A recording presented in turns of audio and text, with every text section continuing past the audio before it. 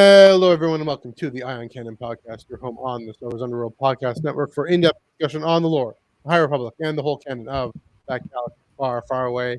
My name is Matthew, and I'm coming to you from the Underworld North Studio here in Toronto. And as I am joined across the continent by your friend of mine, Mr. Joel Davis. Joel, how are you doing this week? Good. We are on day 97, Day 98 97. of the writer's strike. I don't know how many days of the SAG strike, like day 3. So, There. That's impressive because I was going to ask how many weeks we are into. We just give the day count. There we go. 97 days of people fighting the good fight for equality and fair treatment in Hollywood, etc. Entertainment industry. Their work is why we are here tonight. This week we are talking about Star Wars Outlaws, video game. More questions about continuity in video games and multiple endings and things like that. I answer my own question about Keith Trennis that I've had, and I finally thought about it. Oh yeah, and we're deep diving into that tangle of considerations about podcasting during the Writers Guild and Screen Actors Guild strike. All that interesting stuff, things that we've been thinking about and hoping about and considering over the last little bit. As you know, on the network, the flagship, they're taking Star Wars Underworld podcast. They're taking a hiatus, until the strike is resolved, and there's a fair deal that is signed. All power to them. We're gonna ask and say consider where we're at and talk about where we're at with all of that fun stuff, not too fun stuff. All those concerns and considerations that we want who we want to amplify and what we want to focus on and things like that. So keep it tight, keep it locked here on the podcast for that coming up on this show. First of all, we do have the plugs. I got that going already. You can follow us on Twitter, Instagram, and Threads at Ion Canon Pod, EYEONCANONPOD. We're still chatting, still talking away here on the Underworld YouTube channel, on Underworld Facebook, Ion Canon Twitch, and that's apt because we're talking about video games here on Twitch. That's appropriate. Ion Canon Twitter and Underworld Twitter.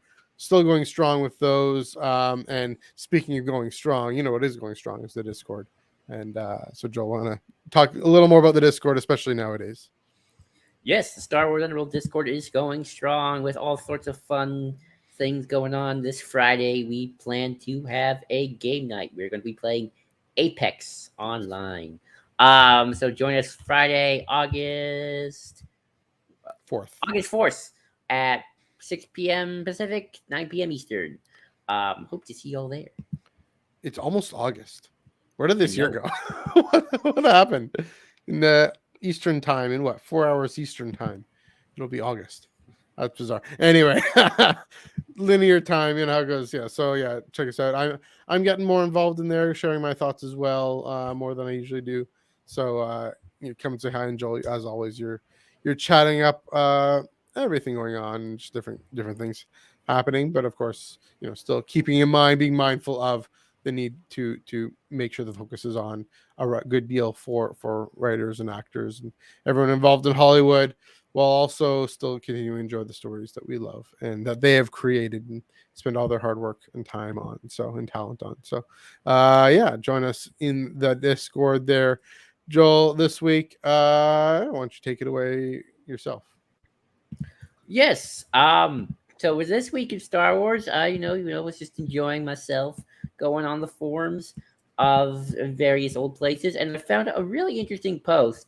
So this forum, for context is about trying to fit the Clone Wars OA Is that a reference to something? Just like the context thing. What's that about? Oh, I don't know. I just felt like being okay. Context. Sorry. It's Fair. just I like going. Sorry. important. Where I was going to this forum and it's trying to try to find a way to fit the 2008 Clone Wars series with the rest of Legend material, because there were some discrepancies between some of the Legend material and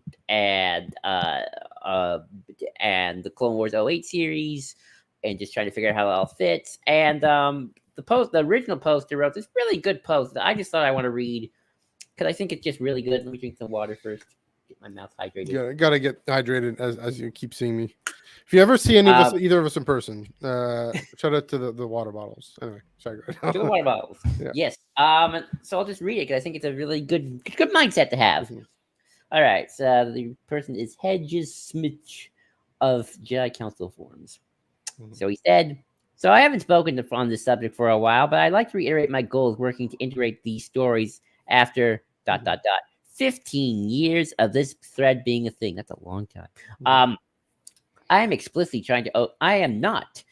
It's important. Not trying to explicitly override current canon with only EU material. I am not trying to disrespect the intent and ideas of TCW writers and George's own core story ideas. At heart, I'm trying to do what Lucasfilm has been doing with EU material this whole time. Make a solid argument that many old EU concepts and ideas can still fit within the broad frame of this time period, even if select details don't work out perfectly. In bold, what is even the idea of something being non-canon? At heart, it is a statement that says the story that was presented should not be viewed as concrete factual take on the history of this fictional universe. That the event of the story as presented are not explicitly 100% true.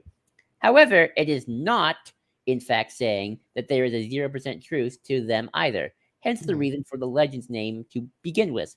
What I'm trying to do is make a solid case to the fandom at large, and by proxy, future new EU writers, that it is okay to still love these stories, and it's possible to prevent them to preserve them in some form without throwing everything out. This may be this that may be instead of being 100% factual, many old EU stories could be 10%, 50%, 80%, or 90% factual.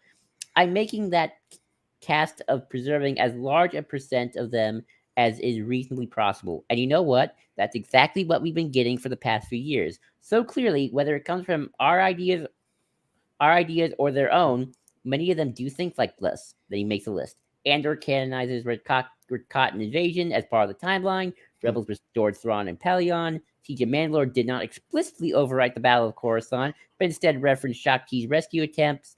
Plagueis was once again confirmed as a moon, and there's still room to fit much of the novel's lore into the current canon story. The Old Republic and Dawn of the Jedi eras are now confirmed to follow a similar time period, ties on the crucial Jedi homeworld, Mhm. etc., and so on and so on.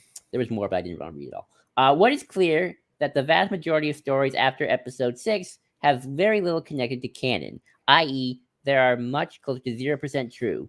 Older stories have a lot more room to still happen in some form, and many of the writers and fans themselves who know this so throw us eggs every once in a while to let us do what we wish. S canon used to be a tier representing this, where broad strokes of the story are true, but many explicit details might not be. All I'm trying to do is argue most of the old EU multimedia projects should be viewed by the fandom as more of an S tier canon thing than an N canon thing. Same for the KOTOR and Old Republic eras. Whew! I said I just read that out because we're Yeah. about to do a little something when it comes to canonicity. Canonicity? Canonicity. Canonicity. And I Mhm. just I just thought that was a nice mindset to have, so I just thought I'd read it out to everybody and get reactions because it was a good Yeah. post. I may have butchered it a little bit, but That's I right. hope you got the gist of it. Yeah, I mean, as Ahsoka says to Kanan and Ezra, there's always a bit of truth in legends. And I remember watching that for the first time, and I had to pause the video and like take a video of it and say, "Yeah, there's always a bit of truth in legends." I mean, I don't know if I like the whole thing of saying this percentage of canon, that percentage of canon. Um, I don't think. I mean, I gather the person writing this probably agrees, but you can't really quantify that. It's more of a qualitative. There's this idea. I mean, yeah. So, and well, there's this idea that we're gonna run with, and we're gonna continue on, and even as we're writing this current story, we're gonna presume that that's the backstory. It's in the background there. I do think, uh, I mean, I quibble a little bit with the definition. Then it's a not about fact. I mean, it was a funny sentence, and I think again. Maybe a bit tongue in cheek, like what a factual history of this fictional universe, right? It's not, and I've over the last year and a half come to be a lot more flexible and a lot more organic about that. But to say, yeah, I mean, there's these ideas and storylines that what I mean, my definition of canon, sorry, that I'll get into later when we talk about video games. It's still that it's just binding on future storytelling, and something the future storytelling, especially when it comes to character continuity, right? A good character beat needs to be impactful for the character going forward. So that would be my definition. And if you, yeah, I mean, if you set up a big thing in Legends, but a character, like the character dies, for example, but that's the weird example. But a big tragic event happens. I mean, maybe that's easier because everyone has tragic events, and so you can do something like that. But I don't know, like some big tragic event happens, but it seems to not affect the character later on. uh that, I mean, that's just bad storytelling, bad writing. But then you kind of almost character retconning that moment, and that's, so there's that. But yeah, I mean, it's a good thing to name, it's a good thing to recognize that a lot of these ideas from Legends have popped up and again and have come back, because there's a lot of people at Lucasfilm and a lot of people maybe in the story group who want to who recognize a good story when they see it. And so, I mean, we've been back and forth about these questions of continuity, but yeah, that's my take on all that. I mean, yeah, and I've always sort of seen the Legends moniker as like stories that may or may not have happened. Mm-hmm. Um, and I think that's true, especially of like old past stuff. Like, Pirate Republic talks about, in the days of old, there were the ancient Jedi Sith wars. There were a lot of them. Jedi got extinct a couple times, but we bounced back. We bounced back. We bounced back. Yeah. And then, Shadow the Sith says, Revan was a Sith Lord. So it's like, okay, in ancient times, there was a Sith Lord named Revan. If you want the legend story, then, there's the KOTOR game for you. Sure. Obviously that game doesn't impact the current canon, and that there are no emotional beats that are going to be affecting the story being told as of now, or ever, unless of course that KOTOR remake game ever happened and they decide to make it canonical, which is always possible. I've always heard rumors about that. But as of now, it's more like, okay, it's like, why just make up a new Sith Lord where it's like, here's a perfectly good ancient Sith Lord that we can name, because like, just let's name some ancient Sith Lords. Here's Revan. There you go. It's just a fun little Easter egg. If you know, you know. If you don't know, then that's okay. It's like, okay, here's an ancient Sith Lord. Or like a certain blue Grand Admiral that we talked about last few weeks. Right. Right. I mean, and now he's full on. He is real. Just now we're finally seeing his canonical story. But that's how I view it. Like, it's like that doesn't necessarily like you don't peel the book where the Rakatan are back, and it's like, oh, that's canon now. Just no, there was something called the Rakatan in this universe. If you're a Legends fan, it's like, oh, okay, you can kind of take a little something from that, but it doesn't really intrude on the story being told. So that's how I've always viewed it, and I've always liked it. I mean, the risk with Revan, and the question they need to ask is if they're willing to risk bringing Revan in, and they're going to make changes to the character. It's going to be, I mean, were they going to make Revan non-binary or something like that? They're going to make a major gender change with Revan. I heard something about that. Maybe I completely off. I mean, they're not bringing in Revan. They're just he was a thing. They haven't really done.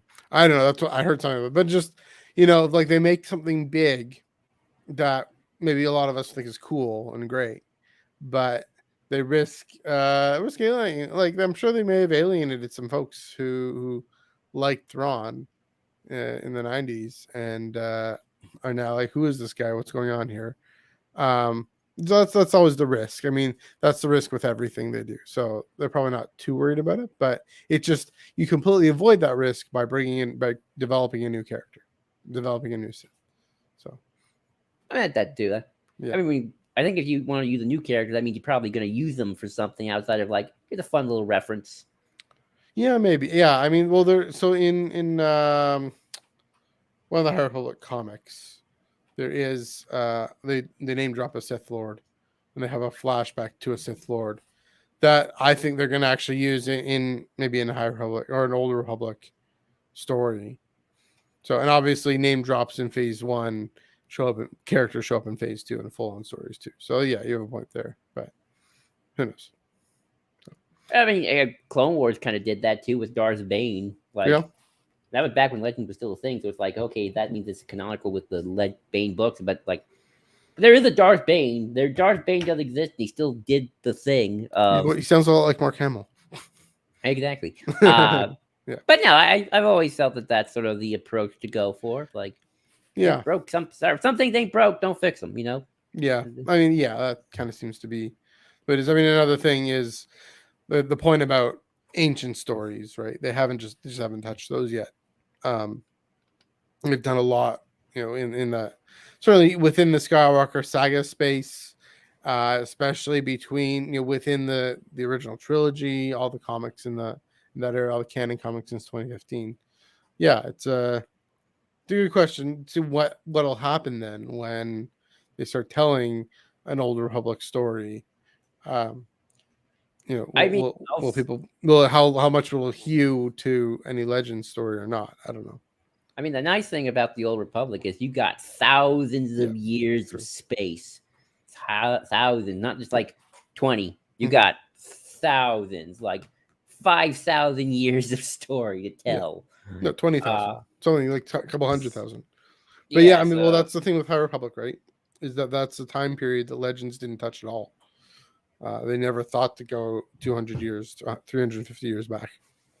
So, not knowing anybody. I mean, you're gonna know some people, obviously, but not stepping on anybody's feet. Again, not that's not the concern. I want them to go for it. I don't care. I'm just saying they might. People will, but yeah. Anyway, fun times. Okay. Speaking of High Republic, it's me on this show, so I'm talking about Keith Trennis again, as I do every week. And yeah, I think it's last week and a few weeks ago when it was first announced, the Phase 3 Calvin Scott comic, High Republic comic. Keith would already be a master, and clearly that's pointing towards Calvin's initial concept that he developed, that of her leaving the order eventually, and how that was dropped in Dooku Jedi Lost, the radio play, the audio play, and so now we got Master Key, which is I was so perplexed by, and a lot of people are perplexed by this. We pick her up just a year and a half, 2 years before this point. This point in Phase 3, we pick her up at the beginning of Phase 1. She's just been made a knight. She's been a Padawan. She's been Skier's Padawan. She's just been made a knight. She can't be more than 18, 19. So now she's 2021, and she's a master.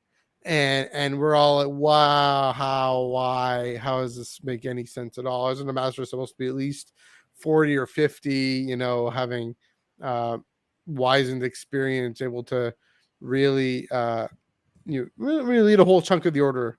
Because when a master leaves, it's a big deal, right? It's not like a Padawan crashing out. It's someone who everyone looks up to leaving the order.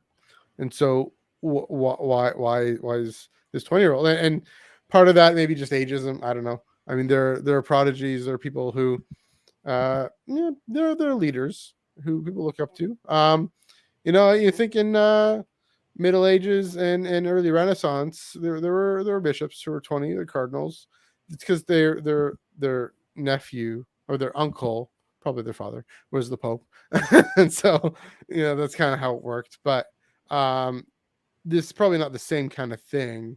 Obviously not. We don't know. I mean, the Jedi are actually celibate in this era, so they don't. Anyway, and that's a whole other topic we talked about a lot. are they celibate? I feel Well, like as in they don't have children, and it's not like they don't. The literal thing, nepotism. What nepotism literally means is your nephew, you're the Pope, and you give your nephew this plump title. Yeah, I mean, maybe actually literally a nephew, but anyway, that's anyway. What I'm getting at is, still, how is Keith Trennis a master at age 20? And I thought about this, and I was realizing, High Republic, I keep talking about this. High Republic is the before picture, and the stories that are set 32 BBY, 20 BBY, whatever. That's the after picture. This event called Order 66 in this film that's set 19 BBY. Um, you know, that's the after picture. That's them, realizing even after picture both Order 66, but also after the Nile and everything that they get pushed back to and say, let's retreat into the temple and everything we saw at the end of phase 1. Anyway, my point being is in 32 BBY, we encounter this fellow named Obi-Wan Kenobi, and he's 25 and he's still a Padawan. And that got me thinking, why can Keeve be a master at 20, but Obi-Wan be a Padawan at 25 still, even though, my young apprentice, whatnot. I mean, maybe Obi-Wan just sucks. It just sucks. No, I think that it is the before picture that. Oh, did we lose you? Oh no. Oh no, he froze. Ah. Technical difficulties, folks. Technical difficulties. This is not a drill. Well, I guess I'm in charge of the show now until. Oh, I'm gonna make sure he knows he froze. And that's rhymed, folks.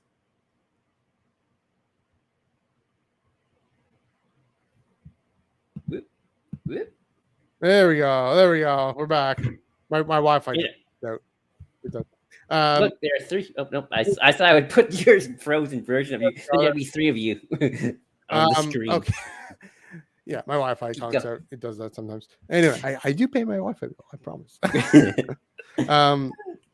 So, the Keeve leaving the order, and her whole thing of, the Jedi need to be out in the galaxy taking charge, and not necessarily taking charge, but being active as guardians of peace and justice. And I mean, that's my theory about why she leaves. And the Jedi up and up say, oh, we can't have these youngins having all this power of a master, being this authority and influence as a master. We have to really hold off. We have to really wait. We can't let Padawans experiment things. We can't let, we want knights and even masters to really fall in line. And so, we can't be having, we don't want another Keeve Trinus. I mean, that's the thing about a fall, why they make the bust. It's a cautionary tale. Dooku's bust isn't like, look at this chump who left, we should all make fun of him. It's, oh no, there's something wrong with us that we need to learn from. And often maybe they learn the right lesson, maybe they learn the wrong lesson. Clearly hadn't learned the lesson yet. The lesson they unfortunately learned from Keeve is, don't give these 20-year-old kids a voice, or they'll actually subvert our plans and our plots and our interests, and just the things that the council wants to do. And and that's. Uh-oh, not again. Oh wow, this is not a good Wi-Fi. Just not having a good day for him. I see. I would, but guess Keeve got promoted.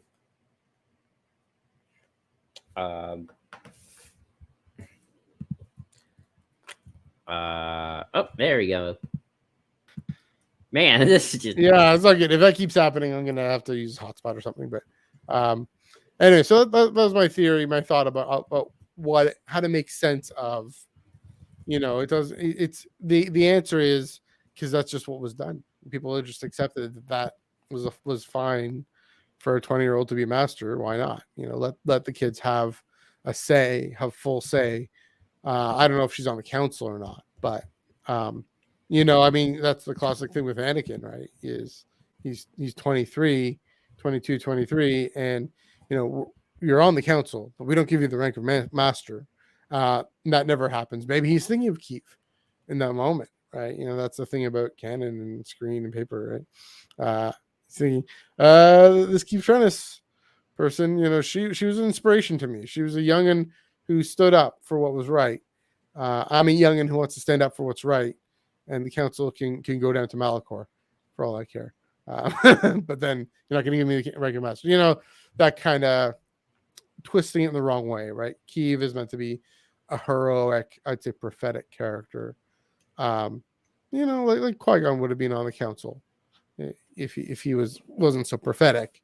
Obi-Wan is eventually on the council because he isn't. He's more in line. He becomes the more stereotypical master, but Kiev kind of is the cautionary tale. I don't know. That's my thought. I don't know, Joel. What do you think of my theory? I don't know how I feel about things becoming so bleak by the end of High Yeah. Republic, to be quite honest. I think it's too quick because I think it's too soon. We got 300 years to go. Or Um, 200. I feel Yeah. Right. 200 years to go. I feel like that's just too quick for the fall. Um, and I've heard Yeah. people say like that kind of goes against what High Republic's all about at the end of the day, which is a optimistic Mm-hmm. time period. And I think ending it a bit bleakly might just be a betrayal of that tone. At least I know one person who feels Yeah. that way. Well, let me clarify what I mean. I don't mean that it's going to be presented as bleak. Like I think, like the end of Phantom Menace, the end of that movie, the end of the Battle of Naboo, and I'll get to that flub in a minute. The end of the end of the Battle of Naboo, Yeah. and and the big orb of this peace between the Gungans and the Naboo, and this orb peace, all while who was killed, the Master of the Apprentice, and cuts to certain death for Lord Sidious, and his music plays. Da da da. Thanks, David Cullen. That's kind of what I think the vibe at the end of High Republic is going to be. It's going to be, we're going to actually maybe feel that maybe that was the right decision to say, oh, we shouldn't be giving the master. These kids just don't know. There's maybe some wisdom to that a little bit. There's something to be said for seniority and for experience. Look, I count experience as experience. Something to be said for that, but they're taking it too far and saying, we're just gonna not give a voice to anyone really under the age of 25. Yeah, I mean, because Obi-Wan's knighted at 25. So, but yeah, I mean, I just see what you mean. That'll be a tricky balance for them to play. Are they still kind of holding on to Camelot, even if it isn't, if we know that the decline is coming? Yeah, I mean, maybe. I guess I'm just looking at what is the status quo shift after the end of this entire thing, and how drastic does it look? Because I think the more drastic you make it look, the more like, well, why didn't this Republic fall earlier? I think it needs to be almost so subtle and unnoticeable you'd blink and you miss it. Yeah, that's my I mean, or podcasts like us read things into it because we're seeing this, and we're just have our eye on Canon very sharply, very clearly. I mean, another thing is, this story 100 years later, 100 years later, that we may or may not get soon. I don't know.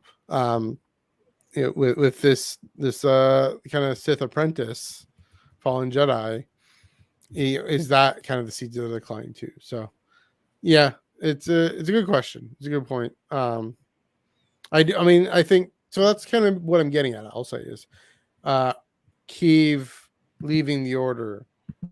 It's a bittersweet moment, and we're cheering for, we're pulling for her, but we don't fully grasp the significance. We're not told the significance. We're not given the significance of it.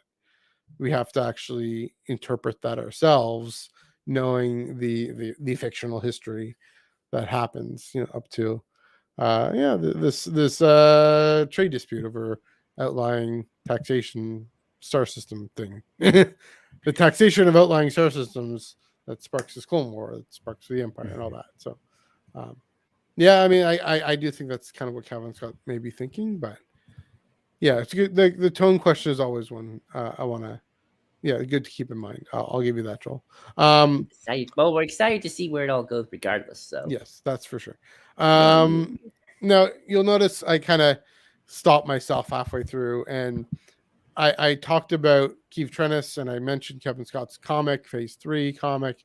I mentioned characters, like Obi-Wan Kenobi and 32 BBY and all that. And I started to say something and I stopped because, this gets at the complexity of kind of uh, what we're in right now. And it is, we know whose fault it is. It's these big, I mean, I'll go there, these massive, corporations that control everything, and think, or like the CEOs who are bound themselves by fiduciary duty, and just the system of making billions upon billions without, it's a bad business to have a fair labor situation, apparently. um and so, got this thing called eyes off screen, saying, you know we I don't want to name these stories that are now, this film that came out in 1999.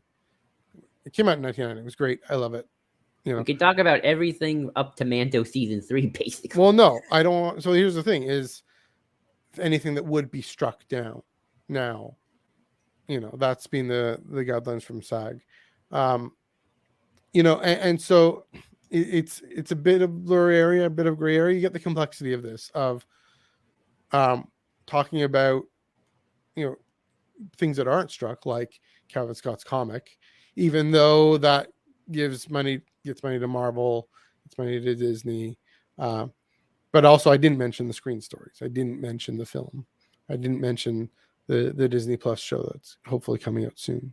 But you know that's the tricky thing, and to say that I'm personally of two minds, trying, not necessarily of two minds, but trying to navigate these multiple things of, yeah, I mean, I'm being clear, that uh they need a fair deal, the writers and the actors, and I mean, not primarily, the multi-billionaires, but also the folks like you and me who earn whatever normal salary, who deserve benefits and deserve a living wage, and to feed their families. And um it's, I don't know with the extent that those livelihoods are threatened, but clearly, the it's apparently bad business to, have a fair, fair labor conditions.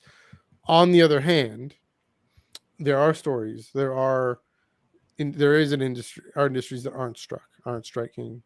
um you there are comics and there are novels coming out that, yeah, the industry, those industries have problems too, and I'm not going to deny that. Nikkei Johnson, for example, has done a great job highlighting the issues with the book industry, and how uh, it definitely, especially with IP, um, and just publicity, and how it's such a hard thing to get into, because people don't read as much anymore, and that's part of the thing, is people don't people are going to watch movies, and they're going to watch streaming services. They're still going to pay for those things, so Disney can do whatever they want. But not everyone's gonna, only so many people are gonna go buy a book. Only so many people are gonna go buy a comic book. And so, on the one hand, yeah, I'm all for making sure we're not amplifying the wrong voices. On the other hand, you know, uh, the comic art authors, comic artists, novelists, they don't make as much, and they their situation is decent, from what I can tell. It's, again, problems, but they haven't gone on strike.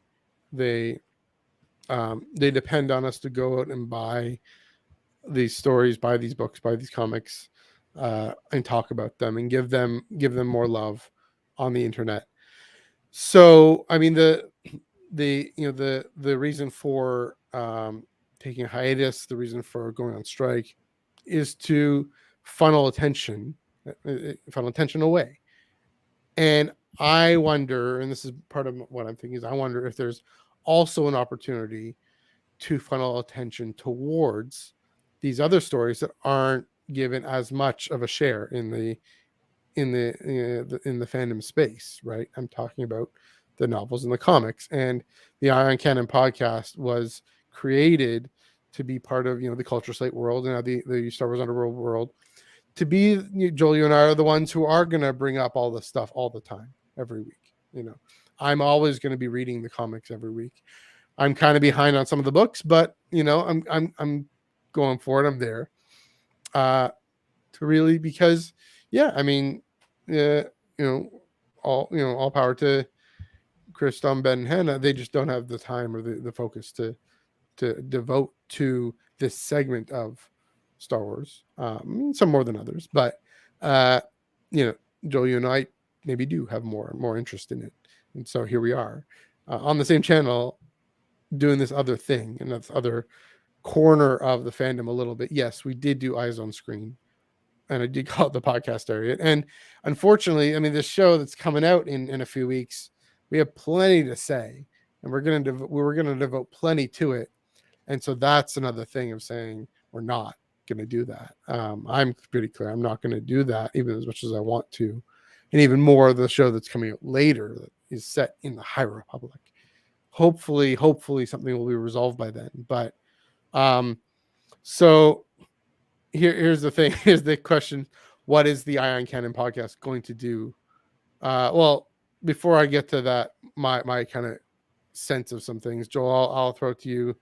I mean, I think you've been clearer about things in yourself than I have in mine, but in myself. But I'll throw it to you. Where are you on the strike, on podcasting in the strike after San Diego Comic-Con, after the guidelines have come out?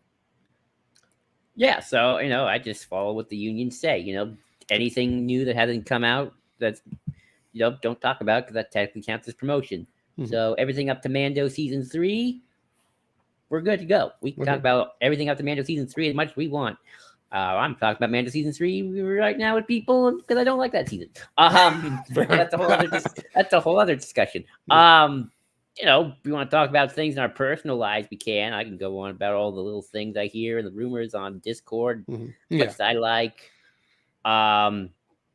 I might talk a little bit about the Mandoverse in general with like a friend on another show, on a podcast with like friends, but like their YouTube channels are so short that it's like I don't consider it influencing at all compared to this, which is a little bit bigger. In terms of boycotts, like, hey, if you got your own personal morals and you don't want to watch him for whatever reasons, you don't like the actors, or you think, oh, you should watch this, that's on your prerogative. But if you can't see your Disney Plus subscription, if you feel like you need to do that, that's all good. None of the unions have called for that, so I'll just keep mine going unless the unions themselves tell you to, because that's what because I believe if you're going to boycott in an organized labor way, because that's I kind of don't believe in the hashtag activism without some firepower behind it. It never works. And we got the loop. I mean, our podcast has the loophole of we talk about books and comics and just rando lore stuff. So not like we're actively talking about shows and movies and other stuff like that. So, new stuff, new movies and shows. Yeah. We can talk about. We're not a companion podcast, if you will, like the way they call it. Yeah. So we don't have. Well, I mean, I'll talk about the actual show's names. I don't think we're barred from saying we're not, but I just choose not to. I mean, I will, because I don't mind. Like, we were going to talk about Ahsoka coming up if the strike's still going, and do the week-to-week breakdown. If the strike ends sooner, and then we'll do like a retrospective overall. And maybe all the new canon lore bits that come from afterwards we can. Sure. So I mean, I'm going to watch it regardless, I'm in private. But yeah, that's where I stand, and we just kind of have to wait it out.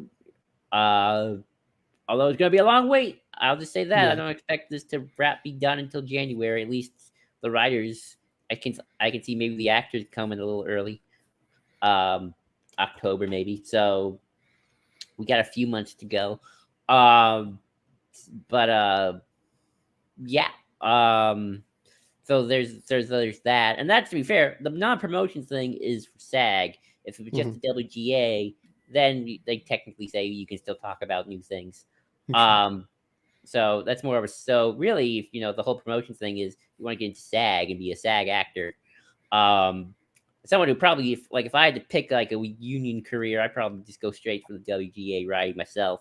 'Cause I'm more of a writer. I don't want to be an Hmm. actor. Um, although I had been. I wanted to. Your impressions, your George impression, and your city's impression are fantastic. No, thank you, thank you. But better safe than Yeah, sorry. So that's where I stand at least in yeah. terms of all of this going on.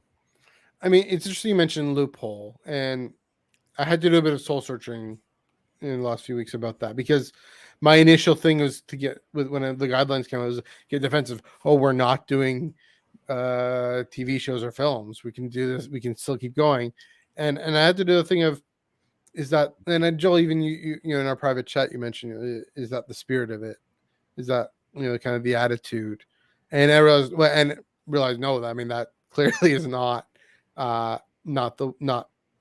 promoting and help, or clearly not moving towards a more equitable solution, helping uh, the WGA and the Screen Actors Guild find a more equitable solution. That's kind of the opposite, right? Um, I the soul searching, the thing that got me more open to continuing in some form um, was again, uh, here's an opportunity for novels and comics to have their place in the sun finally, more than they usually do, and to say, you can't talk about these stories, these other stories over here. Well, here's some really great stories that are still coming out. Rise of the Red Blade just came out, and Crimson Climb is coming out.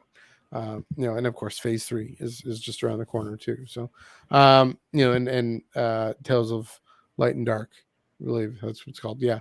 So, and of course, the comics coming out just about every Wednesday. So, uh, that just to shine the spotlight on those things, taking that opportunity to say, here are these stories we love, here are these creatives who are still pumping them out and working on them and sharing their talents and their efforts. Yeah, it can give them a take that opportunity, and I don't think we're alone in that. I know we know some other even much higher profile folks are still going. Part of that, I think, I mean, it's understandable. That's also their livelihood, their day job, but also yeah, I mean they're also not trying to get into the the SAG or the WGA, or they don't they're not connected with people necessarily who are, and that's another consideration. We want to make sure we're insulating people who are hoping to be more connected to the Writers Guild and the Screen Actors Guild, but uh just think about it, being careful, and what Oh there has yeah. to be a positive moral reason. I think it can't just be um we just want to keep going, want to promote ourselves and whatnot. A positive moral I mean, reason. So I'll there you put on my cynical hat for like a few seconds, and then we go. Hmm. can Sure. kind of leave with more of a moral kind of end game here. Hmm. But like I mean, if you're, I think just us continuing like nothing going on is not the right move. Yeah. Regardless of everything. Yeah. Um, I think whether we go on hiatus, we have a little blurb or something. Every little bit moral thing kind of helps in something. Yeah. Um, but ultimately, this strike, the real message will come when Wall Street decides, hey, okay, Hollywood studios, do something. We're going to disinvest in these studios, and the CEOs realize, oh Right. shoot, our stocks are going down, and we're not stockholders, and we have no influence in that outside of True. unless maybe we got some powerful stockholders in the audience. Yes, that's who our listeners are. Clearly, the Canon Right. junkies are the big investment You firms. never know. You never know. You never know. People are weird. But once they finally start, getting on their Yeah.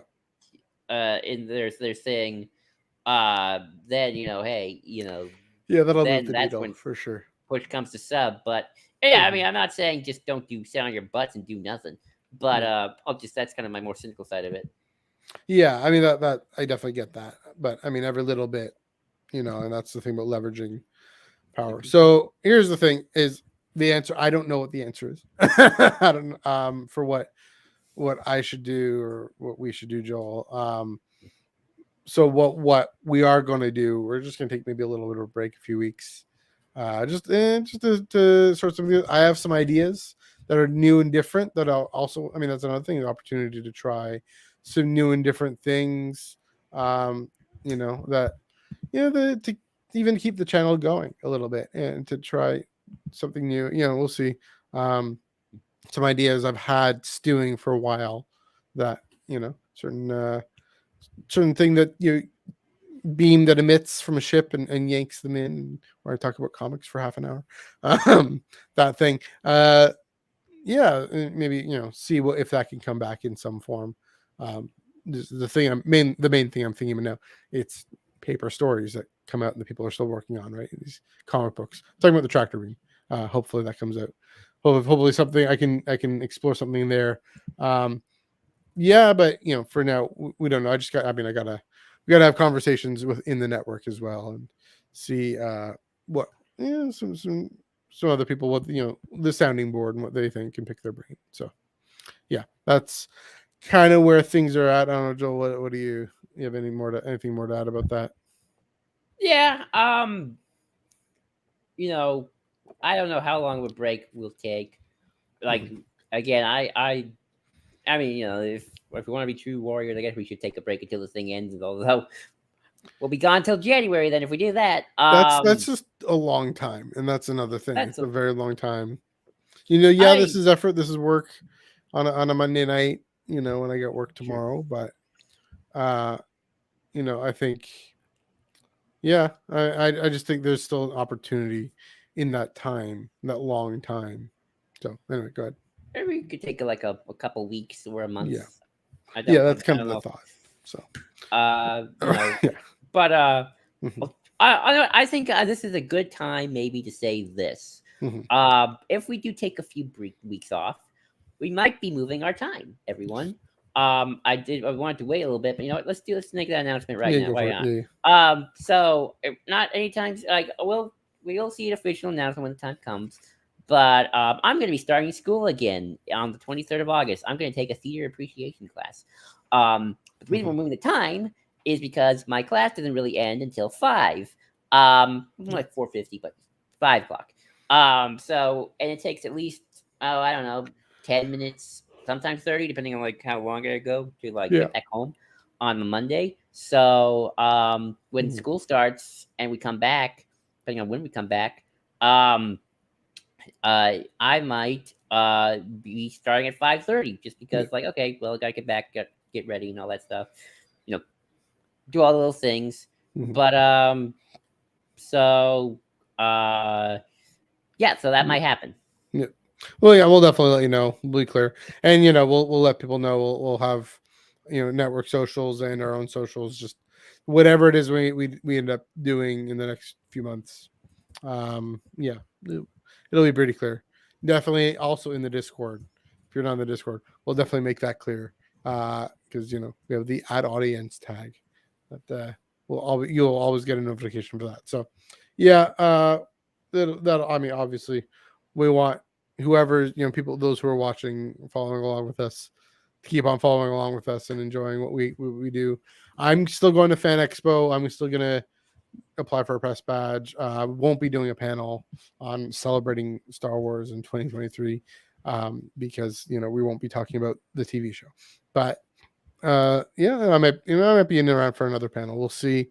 But yeah, probably not going to do any interview. I don't know. We'll see. We'll see what I do at Fan Expo. But yeah, yeah, I'll definitely keep you up. Fan Expo Canada, of course, here in Toronto in 3 weeks. Wow. Yeah, it's coming up too. So definitely keep you up to date there. Do you have anything final to say about the strike and all that? Nope. I just hope writers get what they want, and who knows how long this will last. Yep. So just keep an eye out, keep your vigilance, folks. Keep That's your all you can eye do.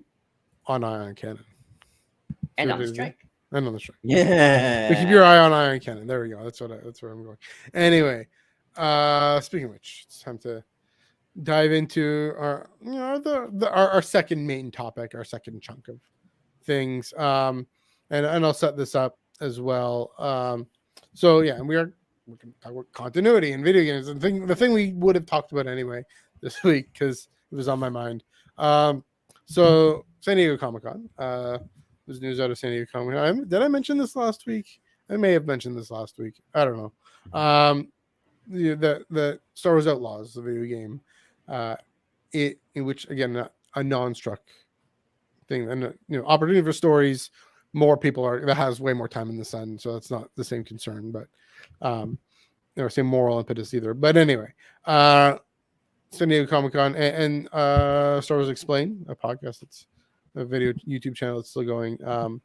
They interviewed the creatives of Outlaws, including Matt Martin, and then it was Alex Damon asking these questions about the open world, the open story concept, and it did get me thinking. That they were pretty clear. It may not be multiple endings, but there are going to be multiple paths through and multiple plot lines. And the way we interpret story and we read story, it means that the character is still going to kind of end up in a different place emotionally, maybe politically a little bit, even if there is one thing they somehow tie it all together the same way every time. I'm sure there's some kind of trigger for them to do that, but yeah, it's going to have multiple stories, multiple versions of the same game. And that got me thinking, basically, what is the canon version of Star Wars Outlaws? What is the canon plot line? And it raises this funny question: Is there one? Is there one single authoritative version of where this character goes? I'm blanking on her name. I'm sorry. I mean, it's a new game; it hasn't come out yet. But anyway, so that got me thinking. Also, then of in Legends, there were Star Wars video games that had multiple endings. I think, especially of Force Unleashed, where there was a canon ending where I guess he is it that Starkiller, is that the one where he ends up on the light side still and helping come the giving his seal to the Rebel Alliance? That's the canonical. That is the. So that's the canonical ending, the light side ending. But Yes. There's also a dark side ending where he ends up with Darth Vader and ends up becoming in cahoots with the Sith, and that's a possibility for the game. That it's there and it ends, but it's there as an optional story. And so it's interesting then, my thought then, to see this kind of start to come back. I mean, Jedi Fallen Order and Jedi Survivor less so. You can go to different planets in different order. I'm watching different things, speed runs, Jedi Survivor speed runs, that they using glitches and different things. You can finish the game in half an hour. Obviously, that's not the intended storyline, but yeah, I mean, you can just play the game and go through kind of the story in different ways, even in the canonical intended way. So, it raises this funny question of continuity, and it brings me back to character continuity. And are they going to stamp in if they make another story with this character, if she survives? That's another question. Maybe that's how they tie it all in the bow. But if she survives, what kind of character beats are they going to have to refer to back? Or, I mean, that's the funny thing, is if they refer to it back, the version you played versus the version someone else played, she'll be thinking about a different thing. There'll be Schrodinger's continuity going on here. So all these questions that it raises, Joel, I'll let you take it away because you have more notes about this and the questions there. So and other examples too. So I'll let you dive in. Yeah. So multiple endings in canon. Let me get my water. Take a swig, trusty swig of water. Good old swig water. Mm-hmm. Yeah, multiple endings in canon. So it really depends on how drastic the endings would be, right? Yeah. So, like, if one character is alive, then by the end they're dead. One version is like, well, that's just sort of like, well, that's just hoop. Then what is the ending? Are they alive or are they dead? Mm-hmm. And do they want to make a sequel? Right. If there's like a skeleton of a story overall, but different choices kind of kind of create your trajectory, then that's a different thing where it's sort of like, one story you help out the poor family, then the next you're a jerk and you take their money. Um, but you still end up in the same place regardless. So there's that. Um, you know, um, Knights of the Old Republic had a very interesting thing where the second one, well, the light side ending was clearly the canonical ending where Revan did turn to the light and defeat the Sith and all that. Yeah. There were a few interesting choices of how to do that, where in the sequel, there are like a few choices that you can you can decide was Revan a girl or a boy. Okay, maybe Um, that's where I get the whole gender thing from. I Interesting. mean, to be fair, you're not playing as Revan, you're playing as a new character. Okay. So, Yeah. uh, Is KOTOR 2 you're talking about? yeah, it's KOTOR 2. Okay. And then, after that, it's sort of like they'll say Revan she or Revan he, um, depending on what choice you made. Just kind of like, there's another game that kind of does that where they had like two sets of cutscenes depending on what character you let live. With the Wolfenstein games. I mean, even the sequel, they kind of like, okay, decide which character you let live in the first game. Okay. Really change the trajectory of the story that much. It's just different cutscene, but still the same thing. I guess a lot of it will also depend upon, does this character from Outlaws appear in anything outside of the video game? Which is another thing that happened with Revan, where they do appear outside of video games. They appear at least in the Bay. But the thing about Revan, which is interesting, is that they're so nebulous about it. It's like, here's Revan, still Lord. So it's like you don't really go into their history. It's just Revan when they were a Sith Lord. So it doesn't really. Well, I do use the word he, I think, a couple times. Yeah. So, but it keeps it very vague. I And then you mean, got just to jump in there, I guess that's why my sense of Revan's story is kind of murky and amorphous intentionally. I mean, starts as a Jedi, becomes a Sith, goes with Jedi, becomes connected with the Mandalorians. Is kind of convoluted, but yeah, I guess the more convoluted nature of it, there are different options, different possibilities. So yeah. Anyway, Kay Vess, that's her name, Kay Vess. Sorry. Anyway, keep going. So there's that. So it's kind of like you're kind of making a character by playing. So, and you have an author and a canonical book. It's sort of like, well, there's that defines the character now. So, that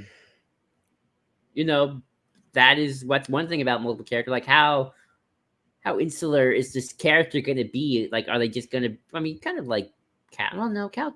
Eventually, like at least with Cal, it's like he's a defined character. Just you kind of play him, but his characters traits are already defined for you. And here it's sort of like you kind of define the character traits along with the game. So, how that kind of makes the game insular. Yeah. I mean, just thinking about it now, I mean, I think the answer to my question, what does that mean on future storytelling? It really pushes two things. It pushes, I mean, what video games apparently, or what I gather, are really the best at is the opportunity to write your own story. At least the open world games, you can actually write this character's story and it can go in the direction you want it to and you think is more interesting or compelling. I talked about what a character might be thinking according to how you played it.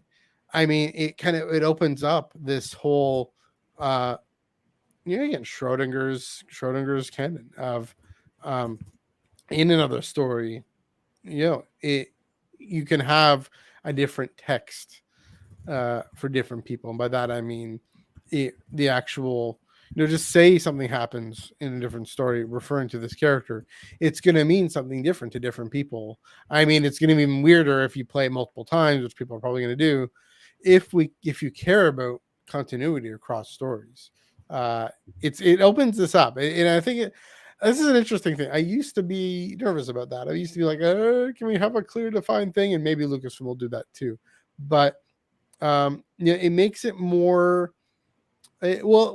it puts us in it. It makes us more engaged. I'm not going to play it because I'm not a gamer, but maybe whichever YouTube playthrough I watch first or whatever. Well, It puts us in it a little more, and yeah, there's going to be still boundaries, and it's going to be still defined more. But yeah, I mean, the closest example I have, and committed, where I literally have the T-shirt prequelist. I am, where I land on this, but Obi-Wan and Yoda sitting on a log, in whatever, 4 years after, or during around the same time, just before the Battle of Endor, and they're sitting on a log there, and they're talking about events. They're talking about this Anakin Skywalker character and whatnot, and when we're and here I can't not talk about it.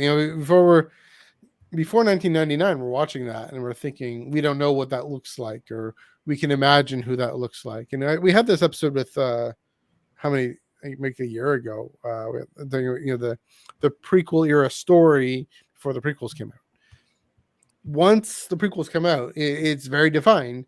Obi-Wan is only thinking about this one thing, and only looks about this one. Anakin looks like Hayden Christensen. It sounds like Hayden Christensen. And so what you have is a situation where it's before and after, or there's the folks who just don't think the prequels counted. And so they had an option for Obi-Wan to be thinking about and doing a different thing. It doesn't fully matter so much. But I mean, there's a different weight to betrayed and murdered your father. I mean, that's a different film. But I don't think these are the same things, though. So what I'm saying is, in a further story, and that's why our canon really matters most, is how stories connect together. If there's something later, it's just going to mean something different, and it's just this interesting variation. I just hope people can agree to disagree about I guess that. Then the question is, should video games be canon? Because you always talk about message makes the medium. This is a video game at the end of the day. This isn't a movie. Right. If they're a movie, then it's like this. Then you got to define things. It's not like you can make film. AI would love to think differently. But just a video game. Back in the day, we used to have character customization. Like you can make Revan a Twi'lek or a Rodian. There was a game called Jedi Academy. Well, that was interesting because like you could make a character, but you can't name it, so their name would always be Jaden, and like they have a voice, and it sounds so weird. Where it's like you'd have a Rodian, but the voice would just be this normal guy. Very disconnect there. But it's like he could be human, he could be female, he could be Rodian male. He can he can be Twi'lek female. My point is,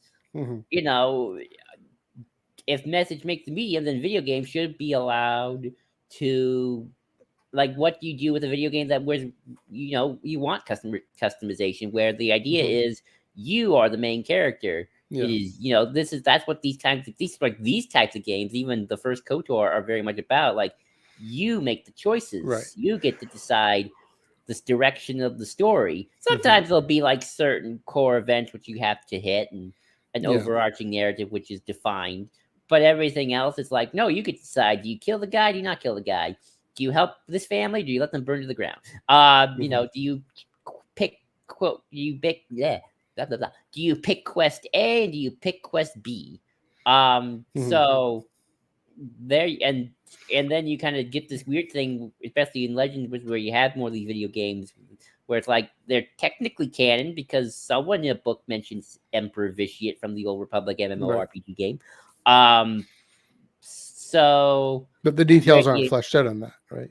Exactly. Well, outside of like he was a powerful. Well, that character is because he is a non-playable character, but it's sort of like any story about the guy or girl or non-binary person who took him down. Like that is because that is you, the player. And that is like the ultimate version of like a non-fleshed out main character. Yeah.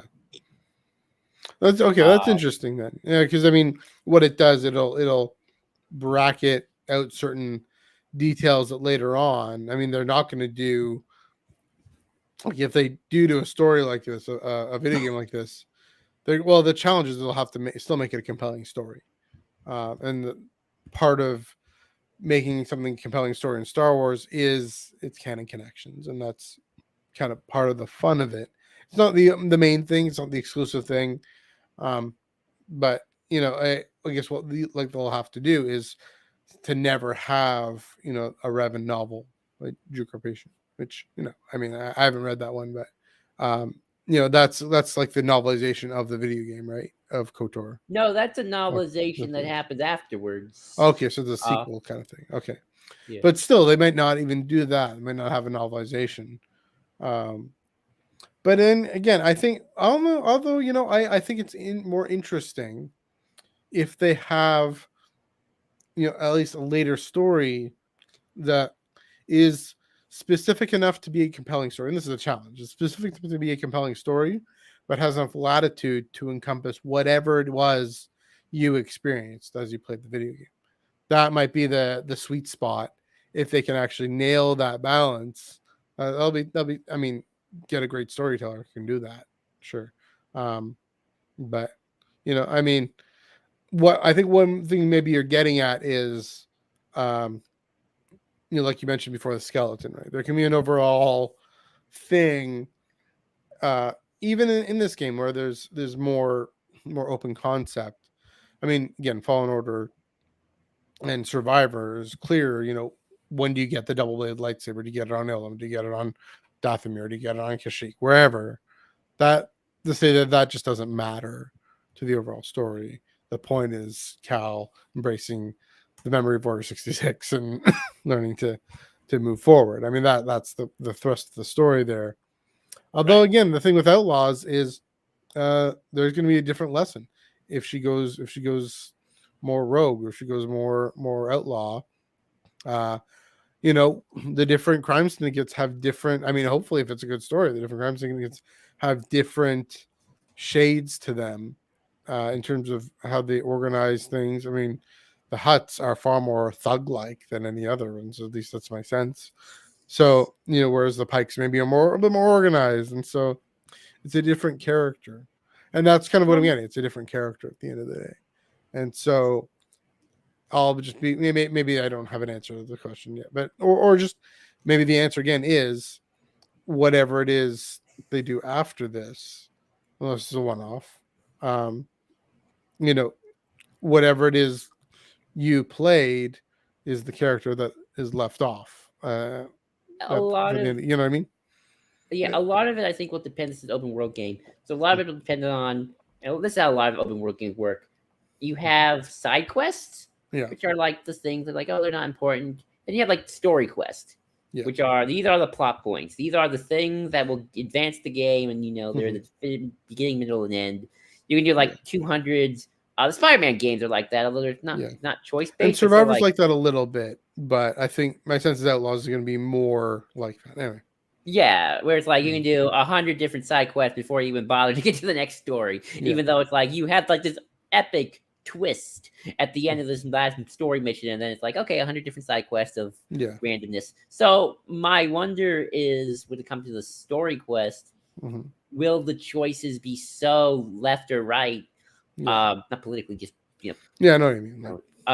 Metaphor, where it's sort of like the entire thematic thrust will change, or will they be maybe one way is a little harder than the other, but you still end up in the same place at the end of the day, and then the ending is still the same kind of regardless, while the side quests are like very very different. Like you choose one thing and then like the whole thing goes crumbling down with the side quest. Which and I think if that's the case, then it's sort of like, well, then the later stories, be it books or anything, they'll focus on the story missions because they're the story missions. And then the side quest is like, oh, like like that side quest, they're still just ignored because that was always optional anyway. So it's sort of like, that's possible too. The main story beats which matter, and then kind of all the little tertiary things don't. I think what I'm getting at is that this opens up. So McLuhan says two things in that Canadian Heritage video that I won't play again because we played it too many times. The medium is the message. The content is the audience. And what that is getting at is, in anything we read and interpret, our interpretation is the content of it. It is, I mean, there are some things that we can all agree on are the content, are this is This is what happens, and this, we can the facts of it, the facts of. Well, here's a great example that Joel, you and I we did a whole episode, multiple episodes on. I think we still talk about it every now and then. Yes, Anakin Skywalker feels betrayed by the Jedi. He falls to the dark side in order to save his wife from certain death, and then becomes Darth Vader and joins the Sith in Order 66. The facts of the plot happen. Are the Jedi evil? Who decides that? Does George Lucas decide that? I don't know. I don't think he does. Do I decide that? Well, I decide that for me and for how I interpret Elias, and I decide that they aren't purely evil. And I have to make a case based on this film, based on these stories. Actually, this is what we're led to believe, and we're led to see that they're more mixed and more nuanced. But other people are going to pick out other aspects. I'm going to pick out some aspects of the facts of the case, and other people are going to pick out other aspects of it, and read into it their own views on religion and celibacy and institutions and order and traditions and all that stuff that we come to it. So that's what this brings up is, whatever. I mean, even the actual story itself. Why do we make one? Why does a player make one choice over another in this game of Outlaws, this Outlaws game, based on what they're bringing to the story? And it's really great to see Star Wars finally embrace this again. I mean, again, I'm always happy to see content line up and stories line up, but maybe part of things lining up more in between paper and screen, for example, and certainly among paper it's going to all line up, and among screen it's all going to line up as best we can.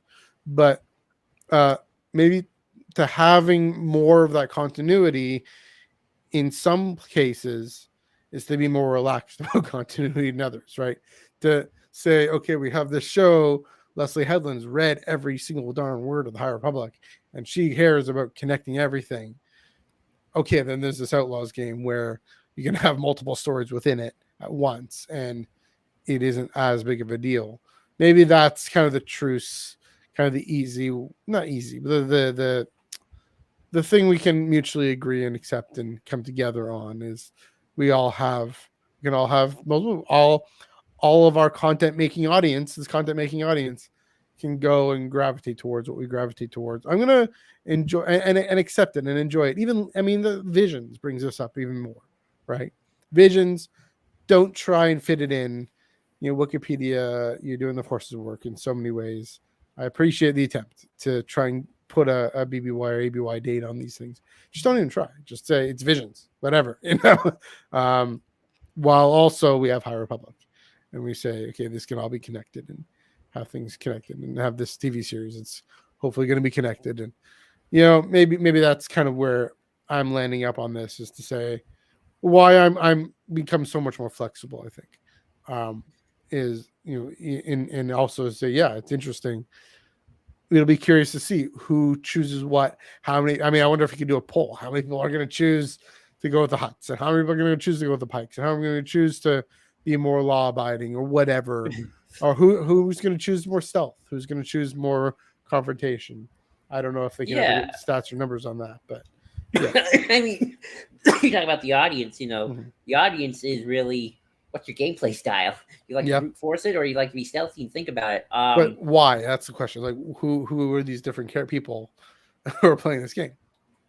Yeah, or me. Sometimes I like to be stealthy and I'm just clumsy and like, shoot, now I gotta brute force away. I gotta go. What was I gonna say? You make me want to do a just a discussion on connections if we don't take a break. That could be our next topic. It's every topic every week, Joel. That's true. I mean, people, there are Star Wars fans to this day you kind of realize, Star Wars has never been connected, been never consistent. It's like people are like, Qui-Gon shouldn't exist because Obi-Wan said in Empire Strikes Back that he was trained by Yoda, the Jedi Master who instructed him. But then the text changed. Exactly. And we changed with it. That's my point. True. but yeah, I love Qui-Gon, so that's just sort of my point. But yeah. What are they gonna go with this? But yeah, I think that should be the case. Um, and kind of go back to the point, just video games in general. Hmm. Um, we've had the thing about the video games in the whole, it's all canon. Also, well, if it's we're only kind of making ourselves one or two types of video games. Right. Where's the Mario Kart of Star Wars? Where's just the tiny little Make Darth pod Vader racer Emperor game. and a little go kart going. It's the remastered pod racer game. Yeah, We where's don't that? presume that that's canon. Where's that? You know what? Why aren't we making more of that? Where's the Star Fox for? Actually, that could be canon, and that could just be a fun little thing. Yeah. I mean, You the know, you squadron. got That was squadrons. the squadron. That's close enough. Yeah. I want more. Um, Yeah. we used there. I watched a video of Star Wars chess from the '90s. When do we get like another Empire at War like game? How does that work within the canon in terms of like a real time strategy game where you get to command armies and conquer planets and whatnot? I mean, the answer is it doesn't matter, but yeah, but that is the real answer. well, I was like here. Battlefront was like that, right? A little bit. I was thinking more Empire at War, but Okay, yeah. so yeah, like because like it's like Jedi, sir, and I guess we can move on to this because this is sort of just kind of segues nicely, Yeah. Into this point I've tried to make before. We talked about screen canon versus paper canon. Where do video games fit in this Mhm. this mold? And my thinking is always gonna shift back and forth considering.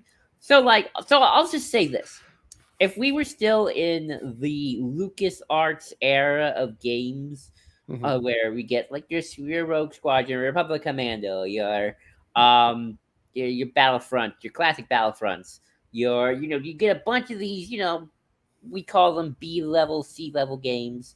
That just means like they're not expensive, they're not super expensive, they're not super polished. Mhm. They're fun. They have a story sometimes. Yeah. But then yeah, I probably would put them alongside paper canon as well. And video games have always been good to reference stuff from the books and stuff. Mhm. But but as of current canon, especially with Jedi Fallen Order kind of starting in, although Battlefront was sort of hyped as this too, at least the second one a little bit more. Mhm. We've been getting these AAA Yeah. video games. AAA being the most expensive, the longest to make. These are If they ever come out at essentially- all. come up at all. They're pretty much movies. Yeah. At this point, and my whole shtick was my kind of cynical shtick when it comes to the paper screen canon debate has always sort of been. I think you somewhat agree with me on this one, Matthew. Is despite being all called canon, paper canon inherently is where I feel like ideas go to be tested, concept to kind of be worked on, ideas to sprinkle. And the more popular an idea becomes, the better chance it has to be on screen one day. Vader versus Anakin is the big one to me. Yeah. I mean, that's where High Republic. I actually have wondered myself sometimes if High Republic was always going to have a screen component to it, and this is like the ultimate marketing push of like, here, let's set up this era now with books and comics and stuff and get an audience for it, and then we'll just pick and choose the best stuff from this era and put it in. Especially because I've heard rumors early on. I remember an old rumor where like the Game of Thrones guys movies were going to be a High Republic era thing, and that didn't go through. Now we're getting Acolyte, obviously. So I've always kind of wondered, like, what did the screen come first, and then Lucasfilm was smart enough to like for once just like, hey, you know what? Let's actually use books and comics for our own marketing push. I mean, the way the Luminous authors tell it, they develop it themselves, but I mean, they gotta say. But Hidalgo and Matt Martin were in there too. So I mean, Yeah, things change, but yeah. I still think that still doesn't prove my point of like They could have there's said that. whatever these guys think up, and this is maybe to your point, right? I mean, you Yeah. got some of the most creative minds working on Star Wars. Period. Right? Claudia Gray, Charles Soule, Calvin Scott, Justin Ireland, Jenny Jose Older. Uh, I mean, especially Claudia and Charles, right? Um, Grasping what Star Wars is all about. So whatever these guys end up developing, we're going to develop a show based off of it because I mean, maybe that could be a possibility that they had this in the back of their minds, especially because I mean, Charles Soule, he has TV shows in development uh, from his comics. So As I wouldn't be shocked if they wanted one day do a High Republic movie. Just it's like I'm sure someone brought that up in a yeah, meeting. sure. I can't imagine that's not been talked No, we about. don't know if that's true. We don't like. I don't know I mean, I what we're don't think saying, it's. but it's I mean, my plausible. point. Yeah. Yeah, I Sorry. mean, like someone probably brought it up in like a meeting, like like just like, hey, random ideas pitch, High Republic movie one Yeah. day. If it's popular enough, Well, I'm sure. maybe the Yeah. acolyte will kind of be the next step to getting us closer I to mean, that one. also to say on that point, right? That film. I mean, we're going back to in the Discord. Interesting conversation about Bob Chapek. Ball film streaming series. Paycheck. Bob Paycheck. That's a good one. Film streaming series.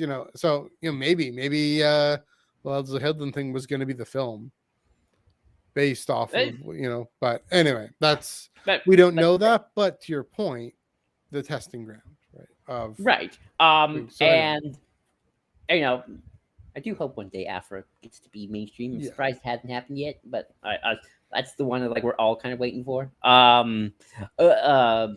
my point is, so back to a screen kit. So back to that, Mhm. video games take this interesting thing, right? Mhm. Because like the books, like I said, testing grounds.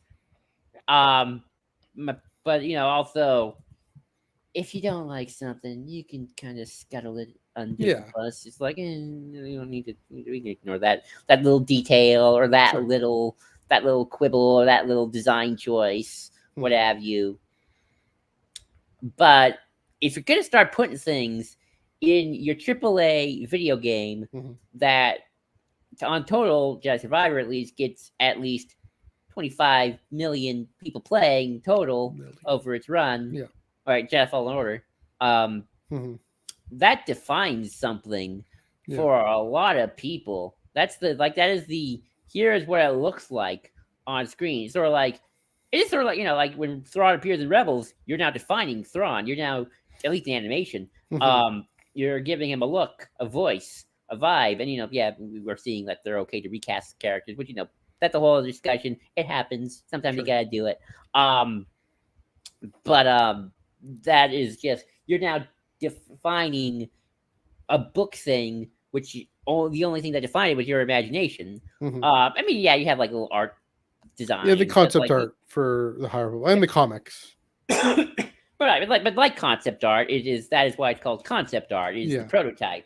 There's concept art for General Grievous that looks pretty close, but then obviously once you finally CGI that thing, and there you go. There's your General Grievous for you.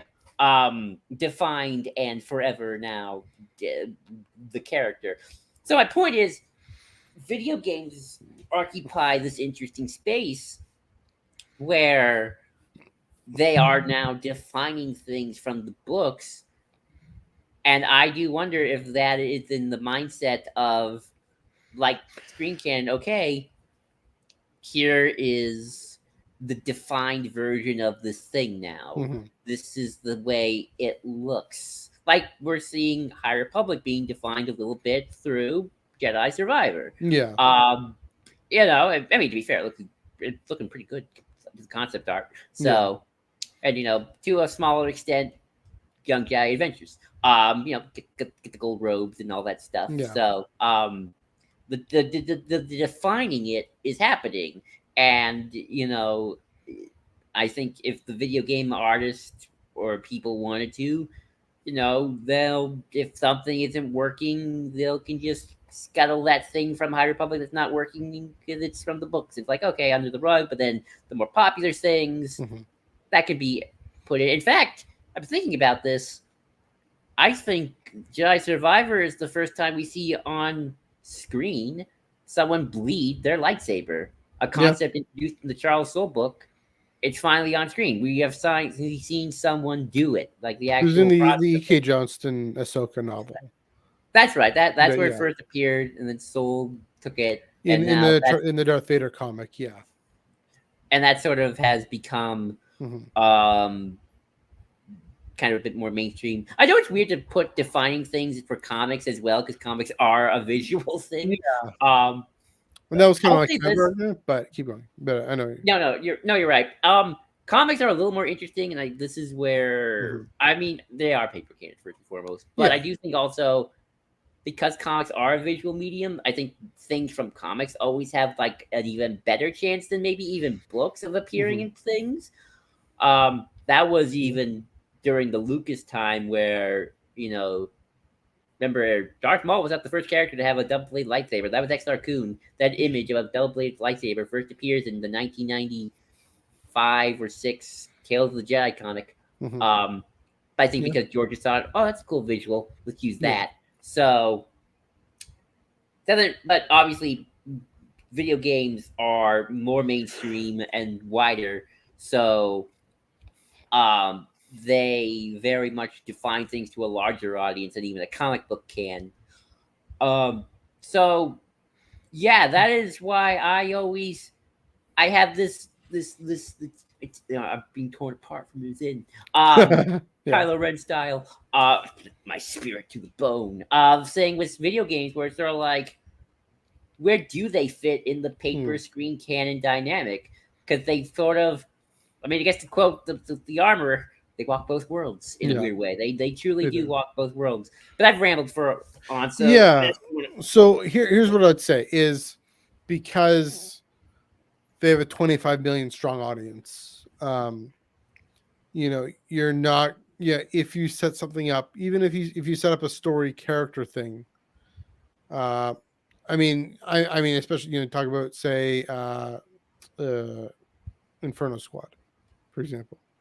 Say Inferno Squad somehow showed up in I don't know in Resistance or something, or something. If they show up in the stream Andorverse. in or in Endor or in the new show coming out in a few weeks, if they showed up in that, um, it's gonna hew so close to everything we saw in Battlefront 2 because so many people watched it. The reason I call it more in paper canon though is um, because the people writing the stories and the folks who are doing the stories for these video games, they are going to hew closer to the books. They are going to there are going to be books written. There are going to be tie-in materials as opposed to the films and streaming services shows that don't have tie-in materials. Jedi Survivor had a prequel book by Sam Max, right?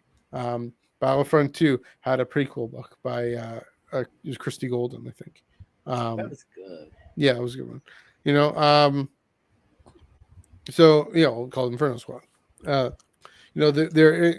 Resistance Reborn does Inferno Squad does show up in those. Zay and what's his name, the other guy, shows up in Resistance Reborn, and so it's more in the ecosystem is what I'm getting at.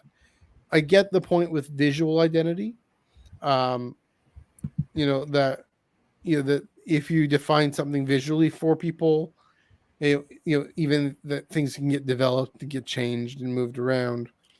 But you notice with Jedi Survivor, they did hue those gold robes are right there, and it mentions High Republic, and there's a databank entry thing about High Republic, and I think even the thing about the folks invading Tanalor, they say in brackets the Nile, so in a film might not have done that, might not have bothered to go there, whereas they bother to go there with this and tie in for those of us who have been following along. I mean, it But adds this extra meaning. So, You know, I guess that counts. that's what I say. So I get what you mean by things, um, by walking both worlds. I do, because again, now you absolutely have to. It is more binding on future storytelling for, uh, for Harold to look that way, or for the robes to look that way. I mean, in this show coming out in a few weeks, we have creamsicle Jedi, or creamsicle lightsabers. You know, the because he doesn't bleed it red, he bleeds it creamsicle in Survivor. So there's that. There's I think that pipeline. it's So like Persona. Oh, yeah, I'm convinced he leads a creamsicle. Like it does not look red to me. That's my yeah, opinion. yeah. No, that's what I'm saying. It's more creamsicle. Yeah. Oh. So maybe yeah. I mean, My maybe counter to those I do like your point about it bridging two worlds, because it's the storytellers have an eye on canon, the but because of its popularity, more so than even the streaming service shows, right? maybe my counter though to you would be Mhm. is Jedi Survivor taking that opportunity because the film wouldn't, or is it taking that opportunity because the opportunity presented itself? Like I don't really Yeah, have like where's the opportunity presented itself for Mando to mention the High Republic? He's not even dealing no, with the Jedi outside of Grogu, but it's sort of like I don't think Grogu cares at that point. no. Obi-Wan doesn't really mention the High Republic at all. Maybe like if it'd be cool if like Thrawn had Isn't there a mention of High Republic in the past? I think it's like in the Like like in the Avar Chris, I background. think. Yeah, In the has a little. background. Um, Yeah. you know, um, Obviously Rebels. That was way before the High Republic. Rebels Well, mentioned I mean, Malachor, but here's an interesting thing: is the things that are different, right? I mean, Cobb Vanth, his story doesn't quite line up, right? it's still got the spirit of Cobb Yeah, Vanth at the end of yeah, the day, and that's sort of where I feel like that proves my point actually because they're like, yeah, they're gonna change details, yeah, but to me, it's not about the details. It's about sure, just okay, Cobb Vanth. He's the guy who took Boa's armor and then became the sheriff of a yeah, town. Bada boom. That is the base. Like they switched it up to serve the story a little bit of hmm the Tuscans, but that's pretty much the same thing. And like yeah, I've had debates on this, but I'd argue pretty much the entire Mandoverse for the most part has kept the spirit of Aftermath more or less yeah. intact, and I'd agree maybe with that. just kind of scuttled away some of Chuck Wendig's more bizarre lore world building choices. Um, Hmm.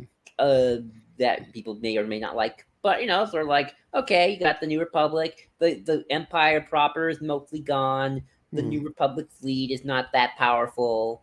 The Yeah. Battle of Jakku, all of that is more or less is being kept intact, and Operation that's Cinder gets name dropped. Operation Cinder. So it's sort of like, Hmm. I guess to me, it's sort of like, aren't the video games more or less doing the same thing? Where it's like, okay, ancient Jedi of the past, Yeah. maybe someone in the story group said, "Hey, make him a High Republic Jedi." It's like okay, and then they're like, they give like apparently High Republic actually has like a show Bible full of art, so it's sort of like Yeah. here's the High Republic Bible. Go I through it. mean, It's like a D&D. It's like Kristen if Baber like did this thing here, the visual D&D. dictionary. Yeah, visual dictionary. It's like a D&D dictionary. It's like okay, here's the Hmm. gold robes. We'll give him the Yeah. gold robes. We'll give him the Nile. Like to me, I don't. Then that's where I guess I don't see a difference between film Hmm. and the games outside of like, well, I guess outside of maybe like someone like a J.J. Abrams who was Abrams was I think if we're like using the Abrams example, he was Yeah. so kind of different from everyone else. While everyone else is working within the Lucasfilm ecosystem, that I kind of don't count it compared to like Yeah. even Tony like or even like again Tony Gilroy with Andor. Like, did he have to bring up High Republic? He didn't have to because I don't think there was any need to. He No. brought up the Cotton, Yeah. but like there was no need for a High Republic mention because Andor's not dealing in that ecosystem. Like maybe if there's a story that deals more in where we think Hmm. that ecosystem of storytelling is, Hmm. then and if they don't use it, then maybe I'd be more on your side of like, okay, yeah, the films aren't going to adhere to this because they're the films and Right. TV series. But as of now, there hasn't been a show yet that has dealt in that ecosystem of needing to mention High Republic things because like Right. I don't see where it needs to come up like in terms of Sure. like a need. Now if someone wants to, that's one thing, but in terms of like, oh, they Unless the have head to wants do to. this. Right. I mean, but that's Right. going to demonstrate my point. Is I no, the TV shows and the films aren't as likely to be in the ecosystem. I think the video games are more likely. They're more likely to want opportunities. I mean, it just you're writing a story about the Jedi, and in Fallen Order it was the Zepho. In Survivor, it is High Republic in the quest for Tanalorr, and so that there is that more historic backstory there. Um, it's just more. I think it's more likely that they'll tie in and connect things, try and work in part maybe because they aren't these big name directors who just want to tell whatever story they want. They actually have to work more with Lucasfilm. We don't know their names until we find out that they're working in this game, unless you're really big in the industry. So yeah, I just think, yeah, so it definitely, sure, the films and the TV series aren't necessarily going to tie things in. Who knows? Again, in a few weeks, if that changes things, and then a few months if that changes This things. is hard not to mention things because like I have a perfect example of what I want to talk about of like a certain Tim Zahn Chiss-averse that may or may not have anything to do with anything in the future. Well, yeah, I mean, we talked about that. But here's the interesting thing: screen stories, as we've seen with Andor, more likely to reference Legends. Video games more likely to reference canon. That's true. Although Kenobi did have Fortress Inquisitor. Well, I guess that's the video game original thing, so never mind. So I mean, yeah, but that, I mean, so the Fortress Inquisitorius functions the way a screen story like Chrysanthemum, for example, or Calvin. To me, it functions the way a reference to something on screen from paper would function. It's always saw that. Now, again, you bring up the point of development history and who knows which came first, whatnot. But is that it functions again? I mean, the thing we saw in Kenobi in the series, Anakin versus Vader. Where did we see that first? We saw that in Kieran Gillen's comic, right? Number 25. Beautiful issue. Go read it.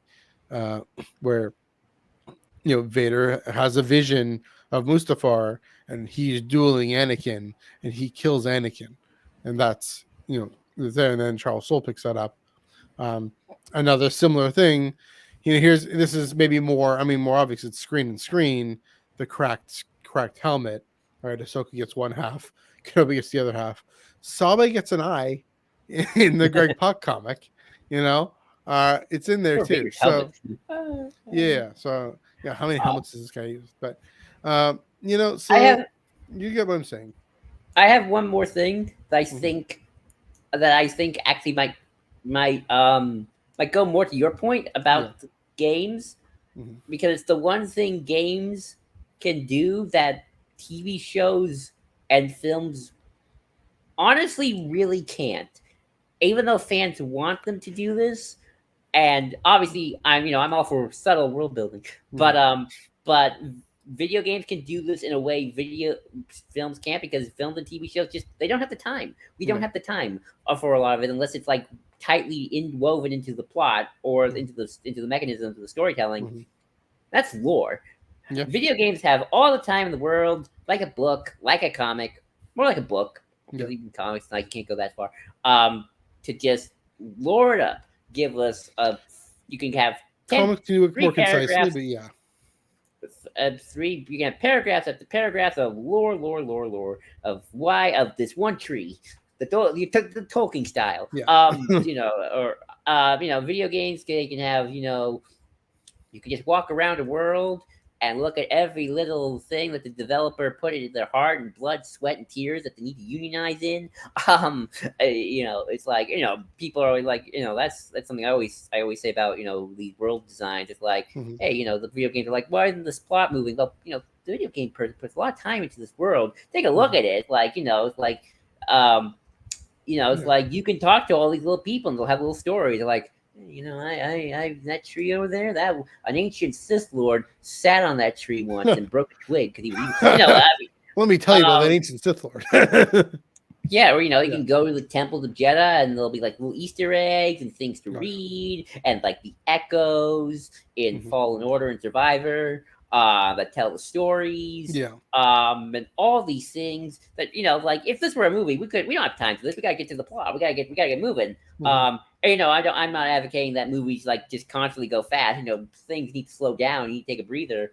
And I'm Sure. not saying movies and film don't have lore. You need that world building for context. And you can do it quite well. Like the Death Star conference room scene, I think is a brilliant moment in A Hmm. New Hope of just world building and giving you everything you need to see in a single scene. Um, Context, lore, world building, all that good stuff. But Hmm. I think some fans, when they, especially books and comic fans, they want like to know everything. Hmm. They want the history of Coruscant from beginning to end. Um, And that's not even a good novel storytelling either, right? To do that, right? I mean, you no, put no, that in not a visual dictionary, as can you have in the notes here. But then yeah. that can get retconned. I mean, even novel storytelling, you want to be concise about it. You want to be to the point about it. Like, how does this Oh serve the yeah, story? But yeah, that's a great point. I mean, the Zepho are as good of an ancient lore as you'll find in Star Wars. exactly. And So, that's where I do think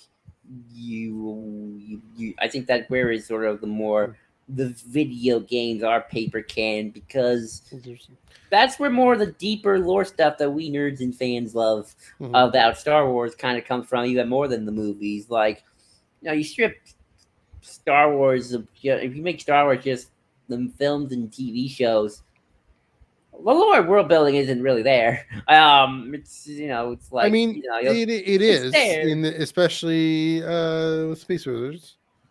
I mean, This yeah, but it's not like yeah, Kashyyyk was a trade hub world in the right. six in the bleep in the blink sector. Uh, Yeah, yeah, absolutely. that kind of thing. Yeah, The little nitty gritty where video games like they can get into the nitty gritty. we don't Uh, know what the world between worlds is.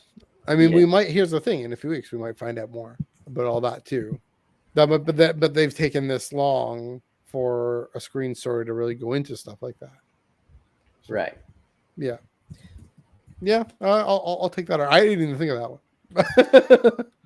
Um, Yeah, but I but mean, yeah, that's your point. We can agree. Like it occupies both, um, especially given the popularity and the yeah the popularity and the visual. Just to sum up, to recap, right, popularity of video games, the visual, and therefore the fact that things visually are established on screen, and the fact that the medium, it's a screen, it's but then also um, the time to make lore, and also again, I think just the stories are going to have more time materials. More people are likely to buy a book that's tying into a video game. Um, well, what am I trying to say? People who, I mean, there's a reason they realized there's a market for these tie-in books, is that people were likely to read them, buy them. Um, maybe there's some overlap with gamers and Canon readers. I don't know, but yeah, it'll be very interesting to see mhm. if we ever. I mean, some people have said Kenobi with the Quintorius place, but I just consider that just in the production value just didn't hype it up for video game engine. But where it's like someone really goes like, there's a massive discrepancy here between this video game and this film TV show, in terms of like something that's being defined and then it's Yeah, just completely no, they're not going ignored to or do that. 180 compared to like, you can kind of ignore the book, Yeah, kind of, where it's like the book doesn't, you have the skeleton, like the Ahsoka thing with like you have the skeleton, but sort of like in the movie and the short, or the book and the short are a little different. mm-hmm. But Right. yeah, I just want to think one more time about video games, because video games, they are the bridge. If anything, I think they are the bridge Mm-hmm. between screen and paper. They are the thing that kind of gets things a little bit closer to coming in on screen. If Afra, that's why weirdly Yeah. I'm never quite sure if Afra will ever appear in a video game or not, because once you get Afra in a video game, then you really do define her voice wise, personality wise. I mean, we have her voice in that audio play. Well, that's an audio play, so True. I think that's a little bit I mean, easier. that's squarely paper canon. That's very clearly Yeah. paper So, canon. but in a video game, Yeah. you get this actress to put the face cap thing on. True. It's like if you don't get, oh, what's the actress who played Iden Versio? I want to say her name's Gina Janina Ivanka. Gavankar. Yeah, if you don't Janina get her, Gavankar. And she better play yeah, her live action because she's a that's big what I'm live action saying. star now. Yeah, that's what I'm saying. If And you it was don't get her mocap, to right? play It was mocap. Iden, yeah, but it was pretty much her body and her face. Yeah. So if you don't get her to play Iden Versio, it's like, what are we doing here? Now, here's to your point though. I mean, there's Uncanny Plateau. Is is it Vanessa Marshall or is it Mary Elizabeth Winstead? Is it Ashley Eckstein or is it Rosario Dawson? That's a recast right there. So yeah, my counter to that is yeah. video games are using that photorealism. Oh sure. No, I'm saying what I'm saying is even on screen they can redefine the voice. That's true. It's kind of, but I mean I don't know what point I'm necessarily making, but I mean, yeah. Things aren't well my point is again. that things even on screen aren't necessarily as defined as we think they are. It's just I have difficulty with changing the definition, right? Hence Uncanny Plateau. That's true. That's true. Although I don't want to get into this because we're already spending our time. Yeah. Animation is also a weird place for me right now in terms of that ideas factory and kind of ignoring and then embracing other parts. I feel a little bit of that with Mando season 3 and Bo-Katan's character on the whole, but I won't get into that. I'm curious about that because I mean Filoni, as long as Filoni's around, he's gonna.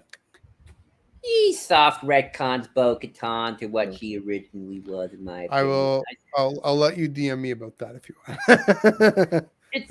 I'm curious about it, but anyway. Oh no, I'll just say it right here, and then it's just a little bit of like I feel like they're not acknowledging more the fact that she was an outright villain terrorist who murdered a lot.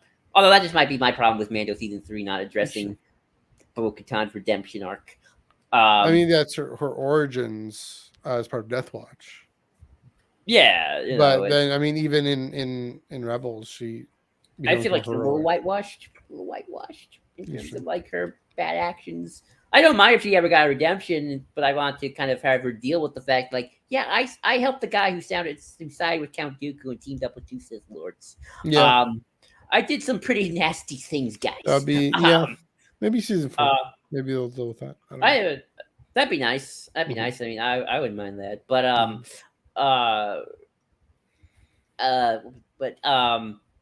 yeah, video games kind of weirdly like in that live action kind of place as well. That's kind of the world they live in. Yeah. I mean, it's complicated, and who knows? It's at the end of the day, it is a lot of case by case basis. True. of just depending on. So that's why again when you talk about me, like why I feel like I kind of understand why they're not using Vanessa Marshall, but if they're not using is it Cameron Monaghan? Cameron Monaghan, yeah. Cameron Monaghan, yeah. And then it's like Janina Gavankar. I mean, I think that was the idea going forward, is that they would if they ever showed up in live action. Like if they did recast him, and like then I'd be like, what are we doing here, people? Yeah. Like it's one. Yeah. Like I mean, I would have been disappointed if they didn't use Lars Mikkelsen, but I would have understood. But I mean, I was sure they would use Tia Sircar, but they didn't. They got Natasha Liu Bordizzo. Yeah, that one's like the oddest because she's a live action star, but who knows?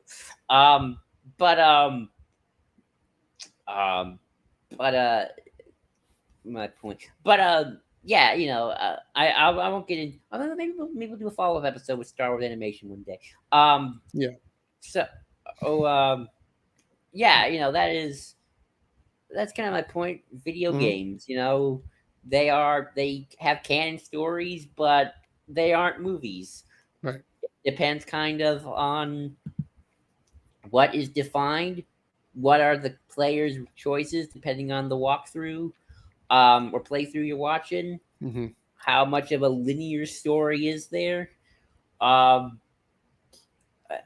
and I hope there is a part of me that kind of hopes that we get non-canonical video games. Yeah. Like people always say, "Oh, I don't want Star Killer because he's overpowered." But and you know what? Give me a non-canonical game where I can just use the Force like a crazy person. Star Give, Wars Visions, the video game. even more Why not? crazier. Give me, yeah, give me the Mario Kart game where the Emperor's in a little go kart going, where he's in a pod racer going. Yeah. Oh, that's brilliant. He passes you by. It's like your fate and your friends is yours. He passes you by, go room. But also uses the Force to knock people over. Exactly. Like the turtles. Uses the Force like the turtles. Give me the equivalent of Mario Party with Star Wars games where you got Luke, Han, Palpatine, and Joel, Grievous. you have that already. It's called Fall Guys with Star Wars skins. I don't think Fall Guys has Star Wars skins, actually. Didn't they? Fortnite does. Fortnite has No. Star Wars skins. But it's not really Fortnite has Star Wars skins. No, Fall Guys never had Star Wars skins. Are you sure? No, it doesn't. It's a shame.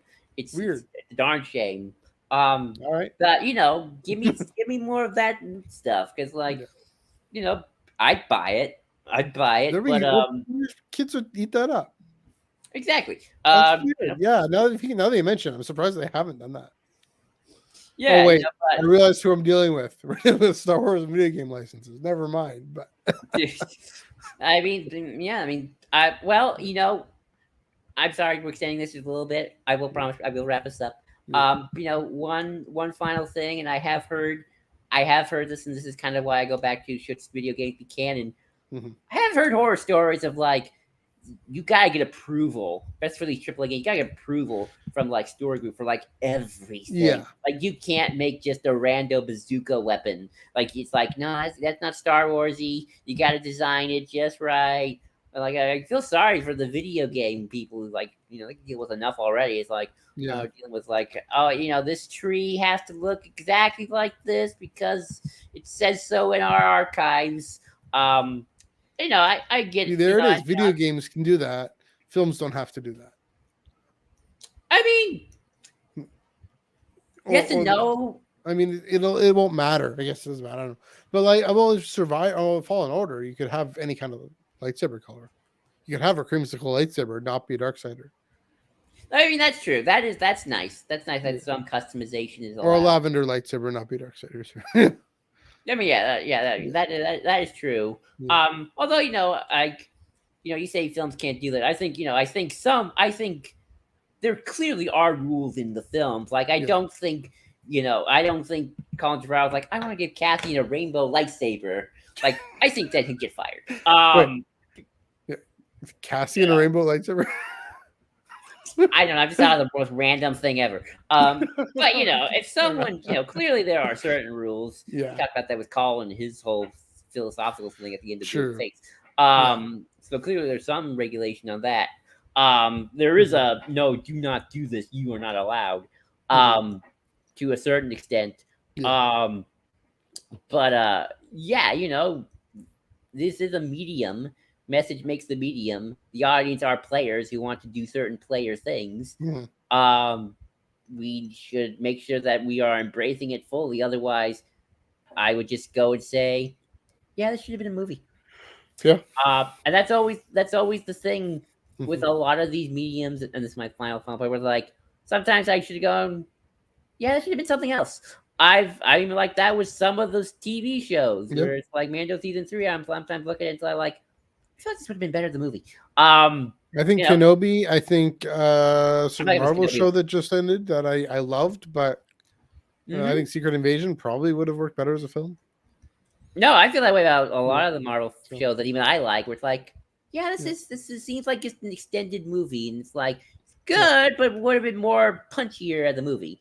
We can talk about which ones we think should and shouldn't. I agree with you on Kenobi, and I love Kenobi, but it's like, it should have been a movie. I didn't like that with Book of Boba Fett, where it's like, if you're not gonna go that deep into Boba Fett, just make it a movie.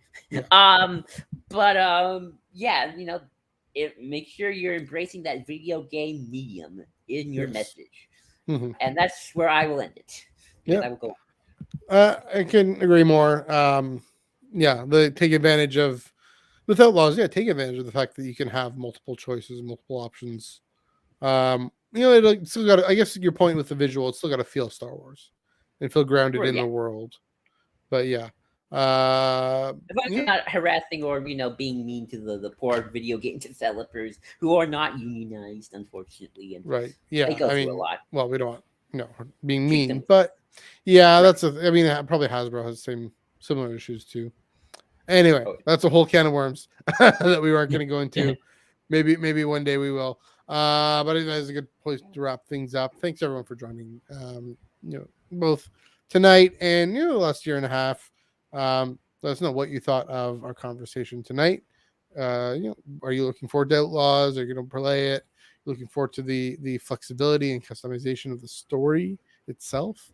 The comment section below and all these socials, they aren't going anywhere. This video isn't going anywhere. So yeah, let us know down below in all those comment sections. Please do follow us on Twitter and Instagram and Threads at Ion Cannon Pod, EYEONCANON and join us on the Underworld Discord server. And also give this video a like and a share. Joel, where can they find you? You can find me on Twitter. Not that other place. We ain't gonna tell us that.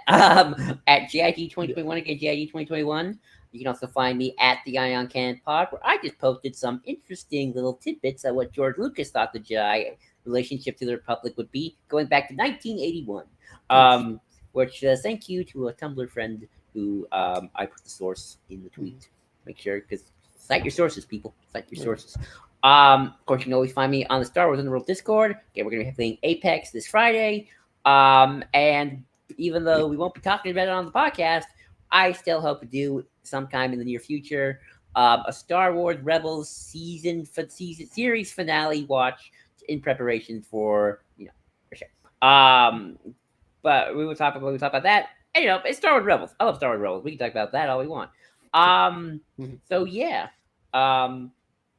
That's where you can find me. There you go. You can find me on Twitter, not the other thing, at NEUG485. Instagram and Threads at MNEUG1138. I'm commiserating about the Canada Soccer World Cup thing that just happened that didn't go so well. Hannah, if you're watching, enjoy. Ion Cannon Pod, EYEONCANONPOD, and in the Underworld Discord server as well. Again, next week, don't know. We're gonna take a break, and then figure out sort of what we're gonna do. Again, I have some ideas in the old noggin. Gotta have some conversations about that. But until then, Joel, let's blow this thing and head home.